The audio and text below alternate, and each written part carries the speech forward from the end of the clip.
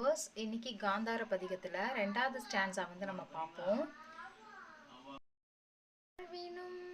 சாவினும் வருந்தினும் போய் வீழினும் உன் கழல் விடுவே நல்லேன் தாழில தடம்புணல் தயங்கு சென்னி போரில மதி வைத்த பொன்னியனே இதுவோ எமை ஆளுமாறு ஈவதொன்றும் எமக்கில்லையே அதுவோ உனது இன்னருள் ஆவடு துரையரணே.